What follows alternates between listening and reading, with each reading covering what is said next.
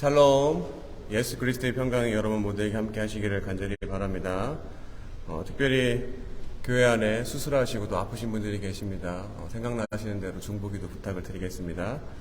찬송가 212장 겸손히 주를 섬길 때 함께 찬송하시겠습니다.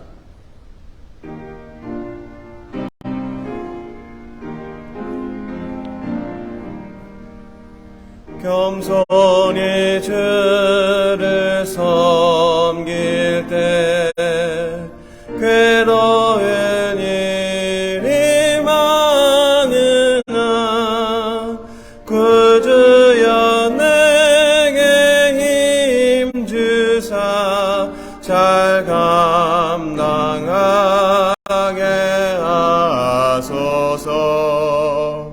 인자 말을 가지고 사람을 감화시키며 갈 길을 잃은 무리를 잘 인도하게 하소서.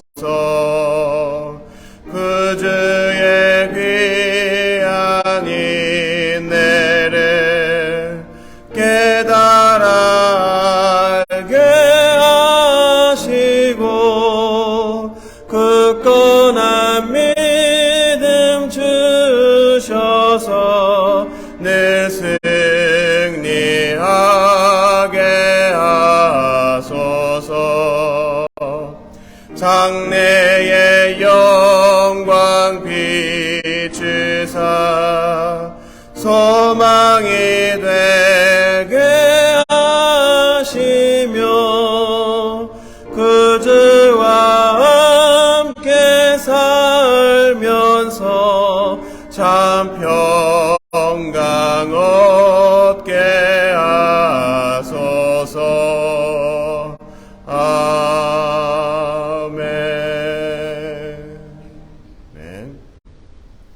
찬송가 214장 나 주의 도움 받고자 함께 찬송하시겠습니다.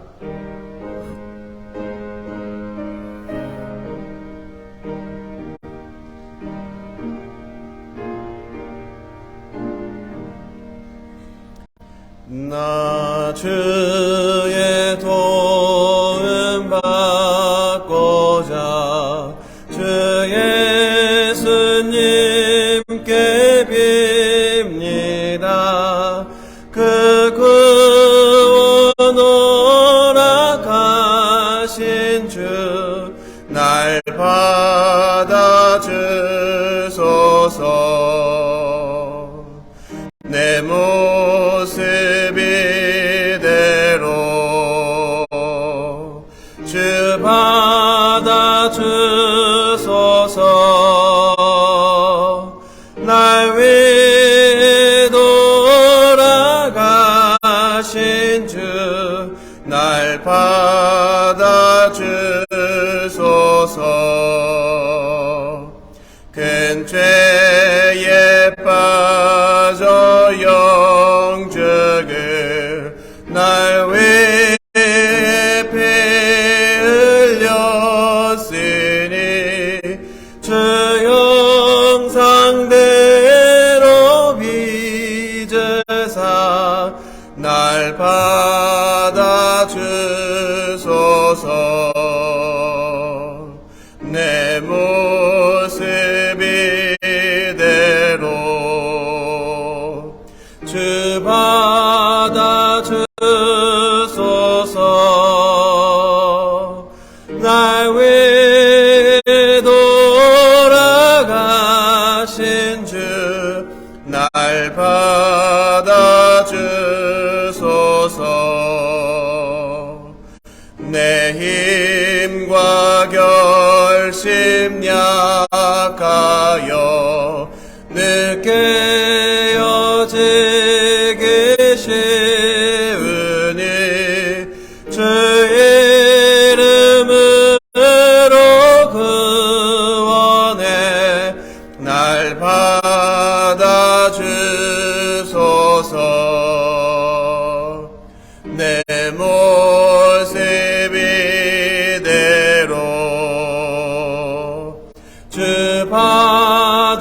주소서.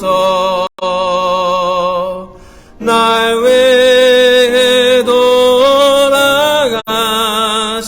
주 날 받아주소서. 내 주님 서신 발 앞에 나 꿇어 엎드렸으니 그 크신 역사 이루게 날 받아주소서.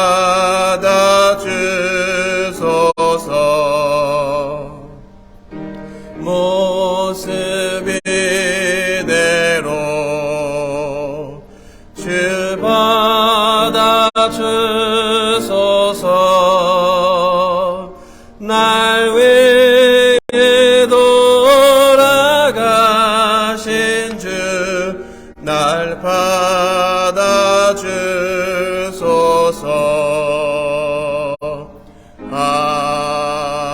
아멘. 이 시간 예배를 위해서 우리를 대표해서 박혜옥 부교님께서 기도해 주시겠습니다.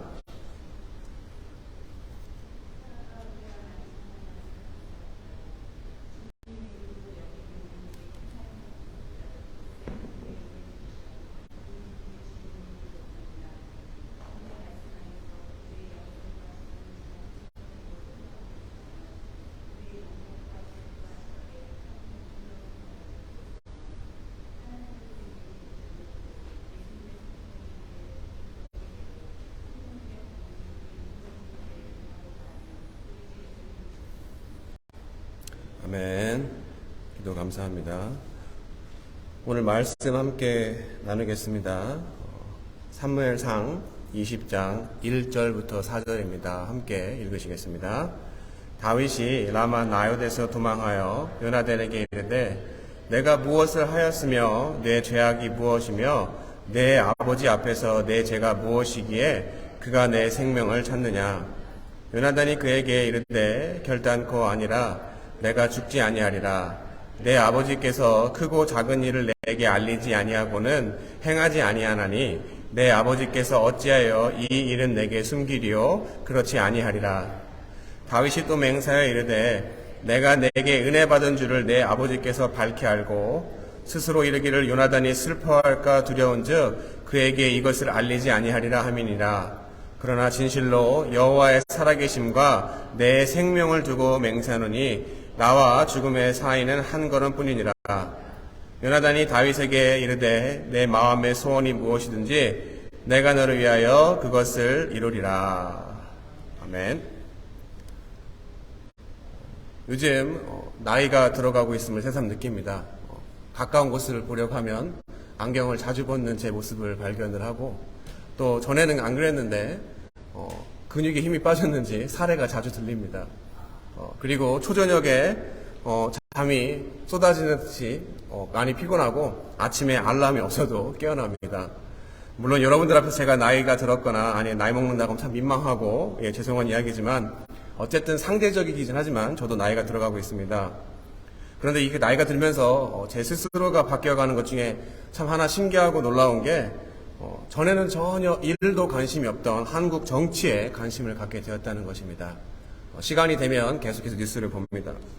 그런데 오늘은 그런 제 바뀌어가는 관심 중에 정치를 이야기하거나 색깔을 드러내는 것이 아니라 전에는 없던 관심의 정치를 들여다보고 한참 동안 보니까 하도 기가 차고 어이가 없는 것을 발견했습니다.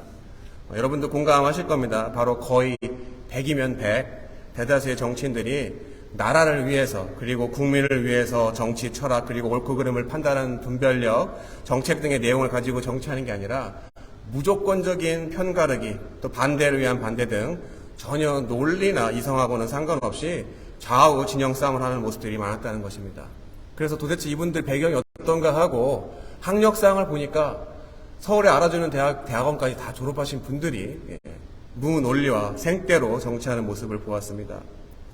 예를 들어 민주당의 대표를 세우고 그를 지지하는 사람들이 그 사람을 지지하는 과정을 보면 그 대표의 윤리적, 도덕적, 도의적, 법률적 흠결과 상관없이 자신의 권력 형성에 도움이 될 것 같으면 무조건 편을 들거나 감싸기를 하는 모습을 보였습니다. 국민의힘에서는 예전에 한나라당, 새누리당, 또 자유한국당의 대자별을 보듯이 여전히 죄송한 표현이지만 소위 집어넣게 못 준다고 서로 권력을 잡으려고 말도 안 되는 짓거리를 하고 있습니다. 정말 보고 있자니 탄식과 짜증과 욕이 나올 만한 내용들이었고 더 경악할 만한 것들은 그들 모두가 여전히 3선, 4선, 5선 금배지를 달고 있다는 것입니다. 서울, 경기, 지금은 충남 또 중부지방까지 물난리가 났는데 대통령이나 관료들이나 민주당이나 국민의힘 정치인들은 국민과 나라는 뒷전이고 자신들 밥그릇 바로 자신의 안녕과 권위를 위해서 소위 머리 터지게 싸우고 있는 것을 보자니 수학자 피타고라스 아시죠? 예, 피타고라스가 이야기합니다. 답이 없다. 예. 이렇게 자신의 이익과 권력 형성에 도움이 되냐에 따라서 이 편 저편에 줄 서고 코미디를 하는 사람들의 모습 가운데 과연 우리 신앙인들은 어느 편에 서야 하는지를 생각해 보게 되었습니다. 바로 오늘 읽으신 본문에 세상 사람들이 택하는 기준으로 사람의 편에 서지 않고 하나님의 기준으로 다윗의 편, 엄밀히 말하면 하나님 편 선에 선 사람인 요나단이 나옵니다. 그럼 오늘 이야기의 배경이 무엇입니까? 이스라엘의 초대왕인 사울 왕이 전쟁에 나갑니다. 그때는 언제나 그랬듯이 전쟁의 승리를 위해서는 제사장이 꼭 제사를 드린 후에 전쟁에 나가야 됩니다. 하지만 그가 의도했는지 알 수 없지만 제사장인 당시의 사무엘이 전장터에 나타나지 않았습니다. 그래서 초조한 마음의 사울은 하나님의 제사장인 사무엘을 제쳐두고 자신이 제사를 드리고 전쟁에 나갑니다. 이것은 당시의 왕과 제사장이 분리되어져 있던 이스라엘 상황에 충격적인 일이었습니다. 이로 인해 비록 하나님이 선택한 왕인 사울이었지만 전쟁의 주권이 하나님에 있는 것을 믿기보다는 현실의 상황에서 어서 제사를 드리고 나가겠다고 사람의 이성과 또 자신의 판단과 의 그리고 월권행위를 통해 교만함으로 하나님은 사울을 버리시고 다윗을 왕으로 세우시기로 작정을 하게 되는 사건입니다. 그리고 그 과정 중에 다윗이 여러 건의 전쟁을 통해서 공을 세우고 그의 인기가 올라가기 시작합니다. 이에 그것을 시기하고 질투하는 사울은 다윗을 해치려고 합니다. 그리고 그것을 감지한 다윗은 사울의 눈을 피해 다루려고 합니다.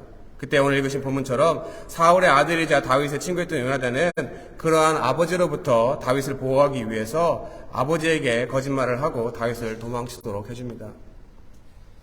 여러분, 그럼 요나단과 사울의 관계가 어떤 관계입니까? 아버지와 아들의 관계입니다.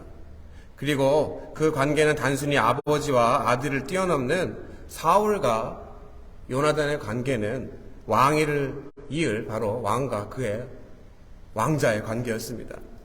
그럼 요나단이 다윗의 편에 선 것이 무엇을 의미합니까? 첫 번째로 인간적인 관계인 혈육인 아버지를 배신한 것이었습니다. 그리고 둘째로 다윗을 죽이려고 한 사울의 명을 어긴 왕의 말을 거역한 것이고, 또 세 번째로는 자신이 물려받을 수 있는 부귀영화, 바로 절대 권력과 부귀영화의 왕자를 포기한 사건이었습니다. 그리고 마지막으로 적이 될 수 있는 다윗에게 자신의 생명뿐만이 아니라 자신의 후손들까지 생명까지도 위협받을 수 있는 상황으로 몰고 간 것이었습니다. 우리나라 역사를 보시면 아시겠지만 왕을 처단하면 보통 왕만 죽이나요? 그 모든 자손들까지 다 죽여서 그 대를 끊어버립니다. 아무리 봐도 요나단의 판단이 정상적이진 않았습니다. 결국 손해보는 결정을 한 요나단인데, 그럼 요나단이 그러한 판단을 한 기준이 무엇이었습니까? 먼저 사울과 다윗을 비교해보면 어떻습니까? 먼저 겉모습을 비교해보겠습니다. 성경이 있으신 분들은 찾으시고 없으시면 제가 읽겠습니다.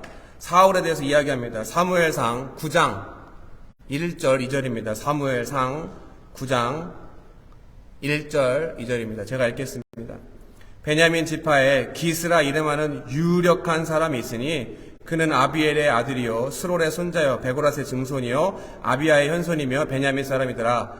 기스에게 아들이 있으니 그의 이름은 사울이요 준수한 소년이라. 이스라엘 자손 중에 그보다 더 준수한 자가 없고 키는 모든 백성보다 어깨 위만큼 컸더라. 성경에서 이야기하고 있는 사울이 어떻습니까? 유력한 사람이라고 이야기하고 있고, 그리고 외형도 준수한 소년, 또 다른 사람보다 한자, 한 30cm 이상 큰 체격도 좋은 사람이라고 이야기합니다. 바로 사울은 집안도 좋고 외형적인 모습도 매우 훌륭했던 사람이었습니다. 하지만 반면에 다윗은 어떻습니까? 사무엘상 16장 11절부터 12절입니다. 사무엘상 16장 11절부터 12절입니다. 또 사무엘이 이새에게 이르되 내 아들들이 다 여기 있느냐? 이새가 이르되 아직 막내가 남았는데 그는 양을 지키나이다. 사무엘이 이새에게 이르되 사람을 보내어 그를 데려오라. 그가 여기 오기까지는 우리가 식사자리에 앉지 아니하겠노라. 이에 사람을 보내어 그를 데려오매 그의 빛이 붉고 눈이 빼어나고 얼굴이 아름답더라. 여호와께서 이르시되 이가 그니 일어나 기름을 부으라 하시는지라. 그는 베냐민 지파의 유력한 집안에 사울과는 달리 작은 고을인 베들레헴 사람인 이새의 아들이었습니다. 그리고 사무엘이 하나님의 명을 받들어서 왕을 세우기 위해서 왕의 후보를 찾으러 이새의 집에 갔었을 때 심지어 그의 친아버지인 이새조차도 그의 아들을 왕의 후보로조차 생각지 않은 8번째 아들, 바로 그가 다윗이었습니다. 그리고 그가 하는 일은 들에서 양을 치는 목동에다가 성경에서 이야기하지만 남자임에도 불구하고 얼굴도 붉고 아름답다라는 설명으로 보아 사울과 비교해서 한나라를 대표하는 왕으로서는 외형적인 조건으로 결코 사울에게 건질 만한 상대가 아니었던 사람이 바로 다윗이었습니다. 하지만 요나단은 어떻습니까? 그러한 겉모습을 판단한 것이 아니었습니다. 아니, 요나단이 판단한 것이 아니라 하나님이 사람을 바라보시는 판단 기준이 무엇인지를 요나단은 알았기 때문에 그는 아버지인 사울이 아닌 다윗의 편에 설 수가 있었던 것이었습니다. 그럼 하나님의 기준, 바로 겉모습이 아닌 속사람의 모습은 어떤 사람이었습니까?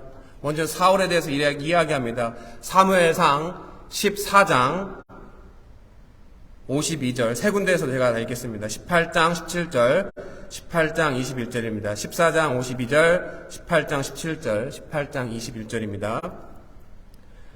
사울이 사는 날 동안에 블레셋 사람과 큰 싸움이 있었으므로 사울이 힘센 사람이나 용감한 사람을 보면 그들을 불러 모았더라.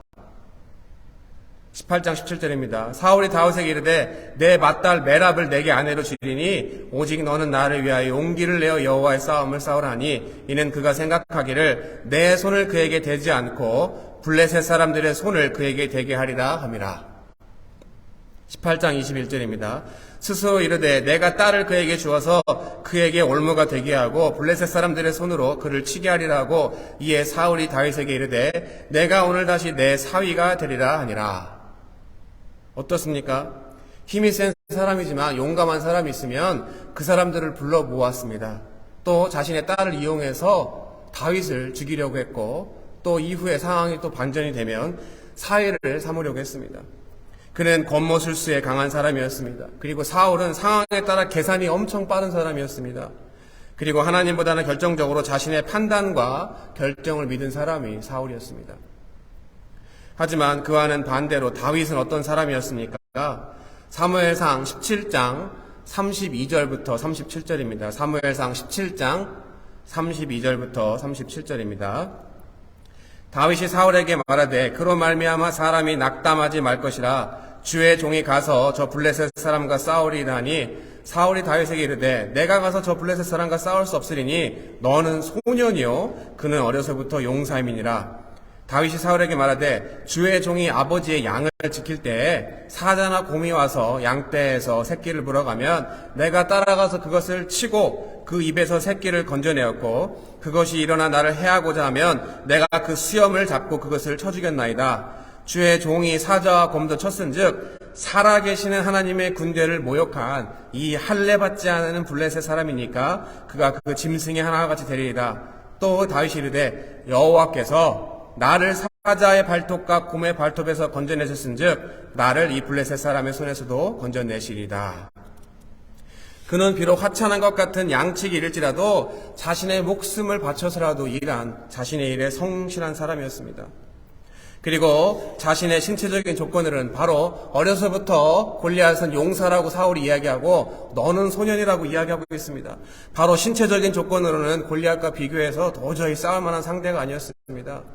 그럼에도 불구하고 자신이 섬기고 있는 만왕의 왕이신 하나님의 백성 또 그의 이스라엘을 모욕하는 골리앗에게 싸우려고 하는 것을 보아 사울은 상황을 주도면밀하게 따져보는 계산적인 사람도 절대 아니었습니다.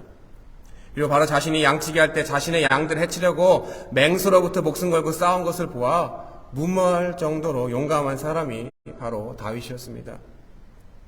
하지만 그 모든 것은 그의 고백, 마지막 구절에 나와 있는 것처럼 그 고백을 통해서 알 수 있듯이 그를 지키시는, 그를 돌보시는 하나님을 믿는 믿음을 통해서 가능했던 고백이었습니다. 하지만 여러분, 이러한 여러 가지 일들을 통해서 알 수 있지만 요나단이 다윗에 펴는 것이 결코 쉬운 일이었을까요? 그렇지 않습니다. 왜냐하면 다윗의 성실함이나 다윗의 용기나 다윗의 믿음이 요나단이 지금 당장 그리고 후에 아버지인, 그냥 아버지가 아니라 이스라엘의 왕인 사울 왕으로부터 보여지거나 얻을 수 있는 실제적인 이득과 혜택과는 비교할 수 없었기 때문입니다. 그럼 요나단이 다윗의 편에 설 수 있었던 더 정확한 이유가 무엇입니까? 사무엘상 17장 47절입니다. 사무엘상 17장 47절입니다. 또 여호와의 구원하심이 칼과 창에 있지 아니함을 이 무리에게 알게 하리라. 전쟁은 여호와께 속한 것인즉 그가 너희를 우리 손에 넘기시리라.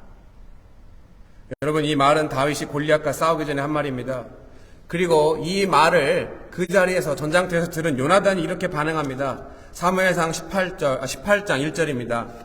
다윗이 사울에게 말하기를 마침에 요나단의 마음이 다윗의 마음과 하나가 되어 요나단이 그를 자기 생명같이 사랑하니라. 다윗의 고백에 요나단 또한 다윗과 마음이 하나가 되었다고 이야기합니다. 바로 사울이 현재 돌아가는 상황을 보고 빨리 전쟁하는 게 유리하겠다고 생각해서 제사를 드려야 하는 사무엘 대신에 먼저 자신의 제사를 드린 것, 다른 말로 하나님을 믿지 않고 자신의 판단을 믿는 결과로 하나님에게는 버림받은 것과는 달리 모든 주권이 하나님에게 있다는 것을 알고 현실과 조건이 아닌 하나님 편에 서 있는 다윗을 알아본 요나단은 그와 마음을 같이 하겠다고 고백했습니다. 그런데 여러분, 더 중요한 것이 다윗의 이러한 훌륭한 고백이 요나단보다 앞섰을까요? 아니면 요나단이 먼저였을까요? 사무엘상 14장 6절입니다.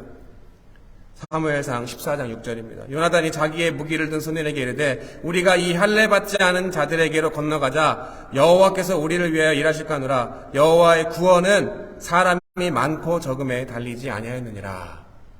바로 요나단은 다윗보다 먼저 스스로가 하나님의 편에 선 자였기 때문에 다윗이 자신과 같이 그러한 사람임을 알아보고 아버지 편이 아닌 다윗의 편에 서서 그의 목숨까지도 아끼지 않고 그를 통해 하실 하나님의 일을 도왔던 것입니다.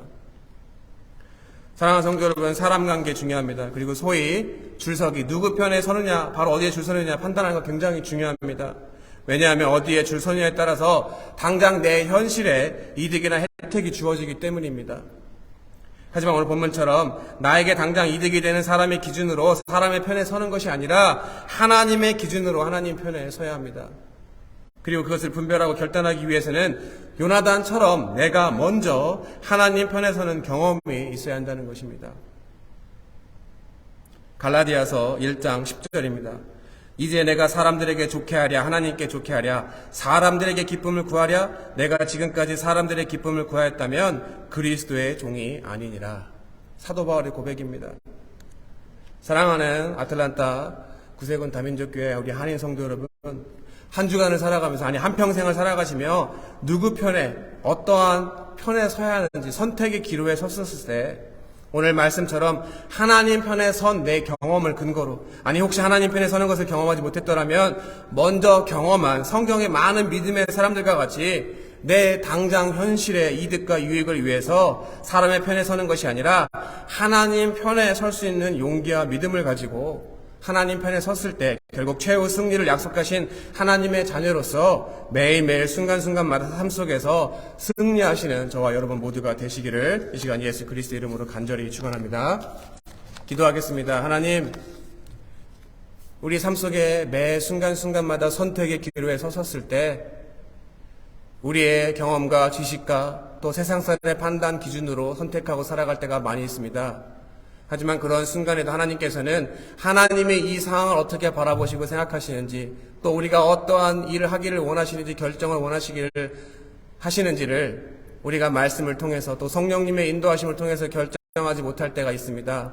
하지만 오늘 말씀을 통해서 분명히 깨달았듯이 하나님 편에 설 수 있는 믿음과 용기가 필요합니다. 우리가 간구할 때 성령을 통하여서 어떠한 상황 가운데서 결정할 때 분별할 수 있는 지혜의 영을 허락해 주시고 또 그것을 선택했었을 때 내 힘과 내 능력이 아니라 능력의 하나님 대신 우리 하나님을 믿는 믿음으로 결정할 때 하나님이 공급해 주시는 힘과 또 여러 가지 상황들을 통해서 우리의 삶 속에서 날마다 승리할 수 있는 복된 삶으로 저희 모두를 축복하여 주시옵소서. 이 시간 수술을 통해서 또 병원에 입원해 계신 이명희 권사님, 또 코로나로 인해서 또 힘들어하신 하워드 군우님, 또 우리 권사님들, 또 우리 주변에 있는 모든 사람들 하나님께서 이미 다 구원의 방주로 인도하여 주셨습니다. 하지만 때로는 우리가 먼저 믿는 자로서 여러 가지 상황 때문에 믿음이 흔들리고 어려운 자들을 위해서 하나된 지체로서 우리가 기도해야 됨을 잊지 않게 주님이 도와주시고 하나님의 바라보시는 그 긍휼의 마음으로 성도가 서로의 성도를 위해서 기도할 때 놀라운 치유의 역사가 일어나게 주님 도와주시고 모든 문제가 해결되어지는 막힌 것이 다 뚫려지고 풀려지는 역사가 일어날 수 있도록 주님 도와주시옵소서. 그래서 우리 한인들을 통하여서 다시 한번 사도행전의 그 초대교회의 부흥의 능력이 일어나게 주님이 도와주시고 숫자의 문제가 아니라 우리 모두가 주님이 기뻐하시는 한 사람 한 사람의 그 찾는 예배자와 강한 용사가 되어서 세상 가운데 담대히 싸워서 승리할 수 있는 저희 모두가 될 수 있도록 저희를 축복하여 주시옵소서. 이 모든 말씀 살아계신 예수 그리스도의 이름으로 기도드렸습니다. 아멘.